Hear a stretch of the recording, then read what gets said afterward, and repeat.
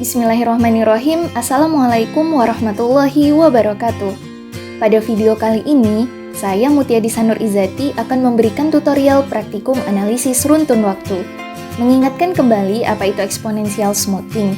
Eksponensial smoothing atau dalam bahasa Indonesia disebut dengan pemulusan eksponensial adalah suatu metode peramalan rata-rata bergerak yang memberikan bobot secara eksponensial atau bertingkat pada data terbarunya, sehingga data terbaru tersebut akan mendapatkan bobot yang lebih besar. Metode exponential smoothing terbagi menjadi 3, yaitu single exponential smoothing, double exponential smoothing, dan triple exponential smoothing. Pada kali ini, saya akan menjelaskan terkait double exponential smoothing. Double exponential smoothing atau yang dikenal juga dengan metode Holt adalah metode yang digunakan untuk meramalkan data runtun waktu yang memiliki pola tren. Dalam metode ini, proses pemulusan atau smoothing menggunakan dua parameter, yaitu parameter alfa dan beta. Parameter alfa untuk pemulusan level dan parameter beta untuk pemulusan tren. Formula yang digunakan dalam metode DES atau metode Holt seperti berikut. Ada formula pemulusan level, formula pemulusan tren, dan formula nilai prediksi untuk M periode. Dengan keterangan, LT merupakan estimasi level dari rangkaian data periode ke T, alfa merupakan konstanta pemulusan untuk data, YT merupakan data atau observasi pada periode ke T, beta merupakan estimasi konstanta pemulusan untuk tren, BT merupakan estimasi kemiringan pada periode ke T, dan M merupakan banyaknya periode ke depan yang ingin diramalkan. Bobot alfa dan beta dapat dipilih secara subjektif dengan meminimalkan ukuran error seperti MSE. Bobot yang besar menghasilkan perubahan yang cepat pada setiap komponen, sedangkan bobot yang kecil menghasilkan perubahan yang tidak terlalu cepat. Sebagai contoh, ketika data mengandung tren naik yang tajam, maka dipilih bobot beta yang besar agar terjadi perubahan cepat pada tren. Namun demikian, kombinasi pemilihan bobot tidak dapat dilakukan secara bersamaan. Dengan kata lain, walaupun suatu data memiliki tren naik yang tajam, belum tentu memiliki bobot optimal beta yang besar. Hal ini dikarenakan masih terdapat pengaruh dari bobot alfa. Peramalan dengan metode eksponensial Holt sering mengalami overforecasting, yaitu nilai peramalan yang naik secara eksponensial. Nilai tersebut seringkali jauh lebih besar dibanding data aktualnya. Untuk mengatasi hal tersebut, ditambahkan parameter yang dapat meredam pertumbuhan secara eksponensial, yaitu parameter DEM. Formula yang digunakan dalam metode Holt dengan parameter DEM adalah sebagai berikut. Ada formula untuk pemulusan level, ada formula untuk pemulusan tren, dan ada formula untuk nilai prediksi untuk M periode, dengan nilai parameter DEM ditambahkan pada setiap pemulusan tren. Kita akan melakukan analisis DES menggunakan software R. Lanjut ke studi kasus ya, lalu kita running sintaks di R. Data yang digunakan untuk studi kasus ini adalah data natural gas atau gas alam. Seperti yang teman-teman lihat, pada data ini terdapat beberapa variabel, yaitu date, price, open, height, low, volume, dan chain untuk periode Oktober 2013 sampai dengan September 2019. Namun, untuk praktikum kali ini kita hanya mengambil dua variabel saja, yaitu variabel date dan price. Untuk input data, terserah teman-teman mau inputnya seperti apa, bebas, yang penting datanya bisa terinput. Kalau saya menggunakan perintah read.csv. Kemudian untuk nama objeknya, di sini saya memberikan nama gas. Teman-teman bisa lihat pada variabel date, datanya berurutan dari data terbaru ke data terlama, atau dari September 2019 sampai Oktober 2013. Perlu diketahui, ketika teman-teman menemukan data yang berurutan dari data terbaru ke data terlama, data tersebut harus diubah urutannya menjadi ascending berdasarkan date, atau diurutkan dari data terlama ke data terbaru. Di sini saya memberikan nama objeknya gas.ref.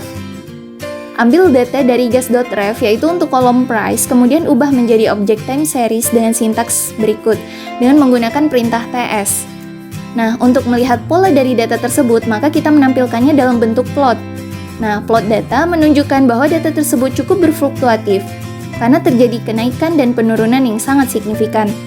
Kemudian kita melakukan analisis data menggunakan metode Holt dengan nilai alfa dan beta optimum dengan perintah Holt-Winters. Maka di sini alfa sama dengan 0, beta sama dengan 0, karena kita ingin mencari nilai alfa dan beta yang optimum. Diperoleh nilai alfa optimum sebesar 0,7469423 dan nilai beta optimum sebesar 0,1931684. Kemudian kita menampilkan fit value atau nilai prediksi. Selain prediksi dan ramalan, nilai sum square error, mean square error, dan root mean square error juga tidak kalah penting. Ukuran-ukuran error ini akan menjadi pembanding untuk menentukan metode terbaik. Maka perlu dilakukan penghitungan nilai pengukuran kesalahan untuk SSE, MSE, RMSE, dan MAPE. Nah, didapatkan nilai SSE-nya 11,33414, nilai MSE sebesar 0,1699162, RMSE 0,402882, dan nilai MAPE 8,649081. Kemudian, melakukan peramalan untuk 5 periode ke depan dengan nama objek pred.hold dengan menggunakan perintah predict. Nah, di sini angka 5, karena kita ingin meramalkan 5 periode ke depan. Ketika kita ingin meramalkan 10 periode ke depan, maka tinggal ganti saja angka 5 tersebut dengan angka 10.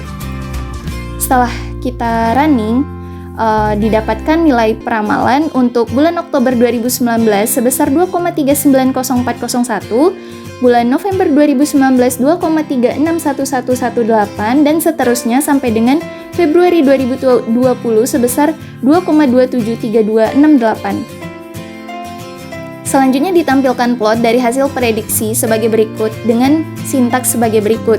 Garis biru menunjukkan data aktual, garis merah menunjukkan nilai prediksi, dan garis hijau menunjukkan nilai peramalan. Setelah menganalisis data dengan hold menggunakan fungsi dasar R, di sini saya juga menganalisis data menggunakan metode DES dengan parameter DAME menggunakan fungsi package forecast untuk mengatasi over forecasting. Hal pertama yang perlu teman-teman lakukan adalah menginstal package forecast. Setelah diinstal, maka tinggal diaktifkan menggunakan perintah library. Setelah itu, kita menghitung hold dengan penambahan parameter DAME yang optimum, sehingga di sini perlu dilakukan penambahan pada sintaks DAME sama dengan true, kemudian p-nya sama dengan null. Nah, setelah kita running, maka dapat diperoleh hasilnya alpha optimum itu sebesar 0,6335, nilai beta optimum 0,0749, dan nilai p optimum sebesar 0,8. Setelah itu kita menampilkan nilai peramalan dengan memanggil kembali model yang sudah dibentuk. Nah, di sini dapat dilihat nilai peramalannya pada kolom point forecast.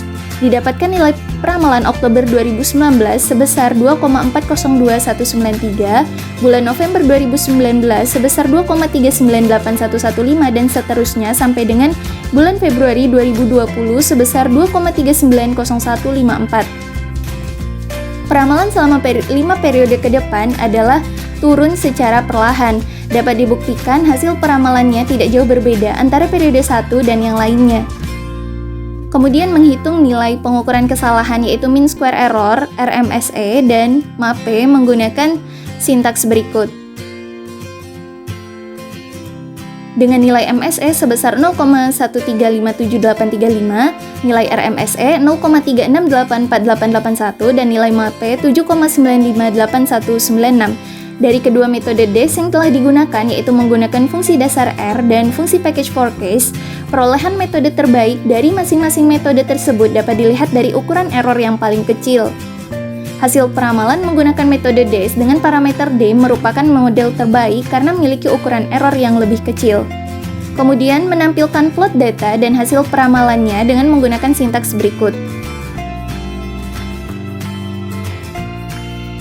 Dengan garis warna hijau menunjukkan nilai prediksi dan garis warna ungu menunjukkan data aktual, sedangkan di ujung ini ada garis biru yang menunjukkan nilai peramalannya. Baik, demikian materi yang dapat saya sampaikan. Semoga ilmunya bermanfaat dan mudah dipahami. Mohon maaf atas segala kekurangannya. Wassalamualaikum warahmatullahi wabarakatuh.